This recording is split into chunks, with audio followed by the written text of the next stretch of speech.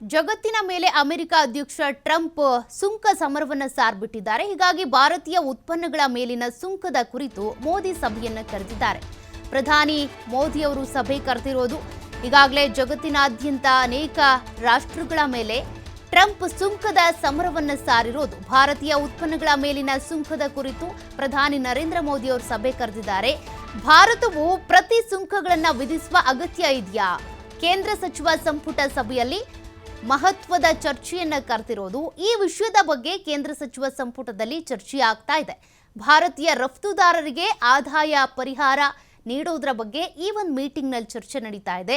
ಅಮೆರಿಕದ ಜೊತೆಗೆ ಮಾತುಕತೆ ನಡೆಸುವ ಬಗ್ಗೆನೂ ಈ ಒಂದು ಸಭೆಯಲ್ಲಿ ಚರ್ಚೆ ಶುರುವಾಗಿದೆ. ಅಂದರೆ ಪ್ರತಿ ಸುಂಕ ವಿಧಿಸಬೇಕು ಅಂತ ಅಂದರೆ ಎಷ್ಟು ವಿಧಿಸಬೇಕಾಗುತ್ತೆ, ಅದು ಸರಿನಾ ತಪ್ಪಾ, ಸೂಕ್ತವಾದಂಥ ಪ್ರತಿಕ್ರಿಯೆ ಆಗಿರುತ್ತಾ, ಅದೆಲ್ಲದ್ರ ಬಗ್ಗೆ ಕೂಡ ಪ್ರಧಾನಿ ಮೋದಿ ಅವರು ಇವತ್ತು ಕೇಂದ್ರ ಸಚಿವ ಸಂಪುಟ ಸಭೆಯಲ್ಲಿ ಚರ್ಚೆ ಮಾಡ್ತಾ ಇರೋದು. ಅಂದರೆ ಒಂದು ಮೀಟಿಂಗ್ ಅನ್ನ ಕರೆದಿದ್ದಾರೆ. ಆ ಮೀಟಿಂಗ್ ಶುರುವಾಗಿದೆ. ಈಗಾಗಲೇ ಒಂದಷ್ಟು ವಿಚಾರಗಳ ಬಗ್ಗೆ ಚರ್ಚೆ ಆಗ್ತಾ ಇದೆ.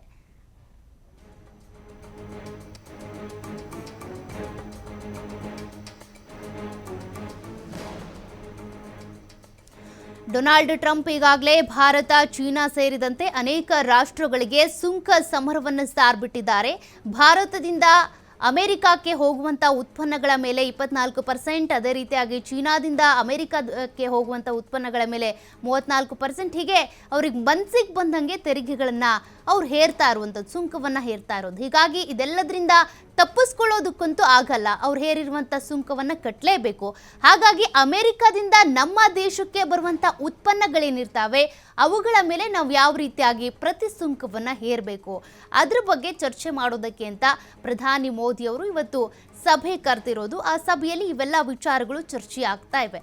ಅಮೆರಿಕದಿಂದ ಭಾರತಕ್ಕೆ ಆಮದು ಮಾಡ್ಕೊಳ್ತಾ ಇರುವಂಥ ವಸ್ತುಗಳು ಯಾವ್ಯಾವು, ಅವುಗಳ ಮೇಲೆ ಎಷ್ಟು ತೆರಿಗೆಯನ್ನು ಹೇರಬೇಕು ಅನ್ನೋದ್ರ ಬಗ್ಗೆ. ಈಗ ಯಾವುದೋ ಒಂದು ಬೈಕನ್ನು ಅಲ್ಲಿಂದ ಇಲ್ಲಿಗೆ ನಾವು ಆಮದು ಮಾಡ್ಕೊಳ್ತೀವಿ ಅಂತ ಅಂದರೆ 5 ಲಕ್ಷ ಇತ್ತು ಅಂದರೆ ಅದನ್ನು ಇಲ್ಲಿ ಎಷ್ಟು ಲಕ್ಷಕ್ಕೆ ನಾವು ತೆಗೆದುಕೊಳ್ಬೇಕು, ಎಷ್ಟು ಲಕ್ಷಕ್ಕೆ ಮಾರಾಟ ಮಾಡಬೇಕು ಅಂತ. ಯಾಕೆಂದರೆ ಈಗ ಅಮೆರಿಕಾದಲ್ಲಿ ಹೇರಿರುವಂಥ ಸುಂಕ 100%.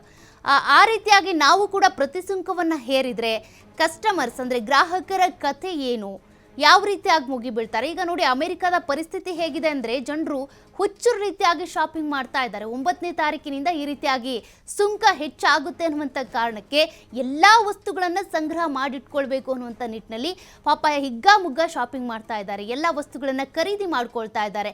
ಬೇರೆ ಬೇರೆ ರಾಷ್ಟ್ರಗಳಿಂದ ಇಂಪೋರ್ಟ್ ಮಾಡ್ಕೊಳ್ತಾ ಇದ್ದಾರೆ. ಹೀಗಾಗಿ ಅಂಥದ್ದೇ ಪರಿಸ್ಥಿತಿ ಬೇರೆ ಬೇರೆ ರಾಷ್ಟ್ರಗಳಲ್ಲೂ ಕೂಡ ಎದುರಾದರೆ ಹೇಗಿರುತ್ತೆ? ಹಾಗಾಗಿ ನಮ್ಮ ದೇಶದಲ್ಲಿ ಒಂದಷ್ಟು ಸುಂಕ ತೆರಿಗೆಯನ್ನು ನಿರ್ಧಾರ ಮಾಡಬೇಕು ಅಂದರೆ ಏಕಾಏಕಿಯಾಗಿ ನಿರ್ಧಾರ ಮಾಡೋದಕ್ಕಾಗಲ್ಲ. ಷೇರು ಮಾರುಕಟ್ಟೆ ಇರ್ಬೋದು, ಆಮೇಲೆ ಗ್ರಾಹಕರ ಪರಿಸ್ಥಿತಿ ಇರ್ಬೋದು, ಗ್ರಾಹಕರ ಆದಾಯವನ್ನು ಗಮನದಲ್ಲಿ ಇಟ್ಕೊಳ್ಬೇಕಾಗುತ್ತೆ.